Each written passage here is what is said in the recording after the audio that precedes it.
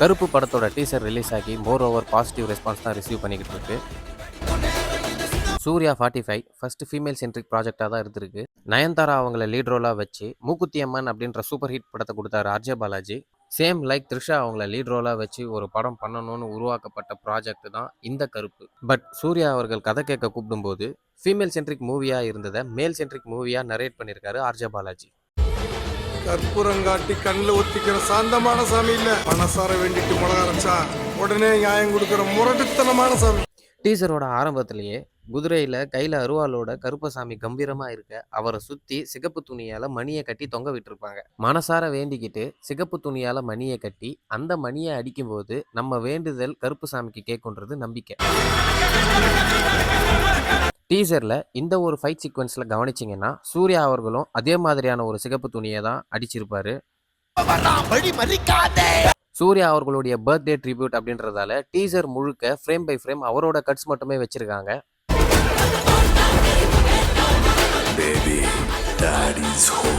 இந்த ஒரு particular portion Surya அவர்களுடைய ஐகானிக் சீன்னே சொல்லலாம். அதை இந்த படத்தில் ரீக்ரியேட் பண்ணியிருக்காங்க.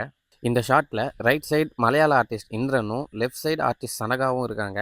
கதையை பொறுத்த வரைக்கும் இவங்க 2 பேரும் அப்பா பொண்ணாக இருக்க வாய்ப்பு இருக்குது. மெட்ரோவில் நடக்கிற ஃபைட் சீக்வன்ஸ்லையுமே அவங்க 2 பேருமே இருக்காங்க. இவங்களுக்கு இருக்கிற பிரச்சனை தான் கதையோட மைய குருவாக இருக்கும்னு நான் நினைக்கிறேன். என் பேர் சரவணன், எனக்கு இன்னொரு பேர். இந்த படத்தோட கதை களம் எப்படி இருக்கும்னு தோணுதுன்னா கோர்ட் டிராமா வித் ஸ்பிரிச்சுவல் கனெக்டாக இருக்கும்னு தோணுது.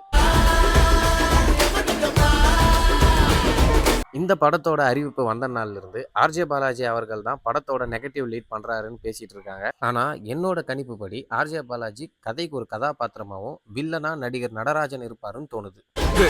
சூப்பரா இருக்குடா.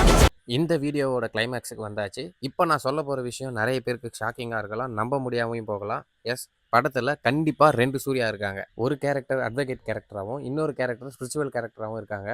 இன்னும் டீட்டெயிலாக சொல்றேன். ஸ்பிரிச்சுவல் கேரக்டராக இருக்க சூர்யா பார்த்தீங்கன்னா காதில் கம்மல், கையில் காப்பு, கயிறு இதெல்லாம் வியர் பண்ணியிருப்பாரு. At the same time advocate character பார்த்தீங்கன்னா இது எதுவுமே வியர் பண்ணாமல் ஜஸ்ட் நார்மலாக இருப்பார். அடிக்க போகிறேன். நம்பலல்ல, இப்போ நம்புவீங்க பாருங்கள். இந்த ஒரு ஷாட்டில் அட்வொகேட் கேரக்டர் ஸ்பிரிச்சுவல் கேரக்டர் கையை ஹோல்ட் பண்ணுறாங்க. அதாவது ஸ்பிரிச்சுவல் கேரக்டர்னால் கையில் காப்பு, கயிறு நல்லா தெரியும்னு நினைக்கிறேன். ஸோ படத்தில் இவங்க 2 பேரும் அண்ணன் தம்பியாக இருக்க வாய்ப்பு இருக்குது. ஏதோ என்னால் முடிஞ்ச விஷயத்தை டீகோட் பண்ணி நான் உங்களுக்கு சொல்லியிருக்கேன். மறுபடியும் அடுத்த வீடியோவில் சந்திக்கிறேன். மறக்காமல் இந்த வீடியோவை லைக் பண்ணி ஷேர் பண்ணி கமெண்ட் பண்ணிவிட்டு நம்ம சேனலில் யாராவது புதுசாக பார்க்குறீங்கன்னா சப்ஸ்கிரைப் பண்ணிக்கோங்க. அப்கமிங் வீடியோஸில் பார்க்குறேன். Tata, bye bye.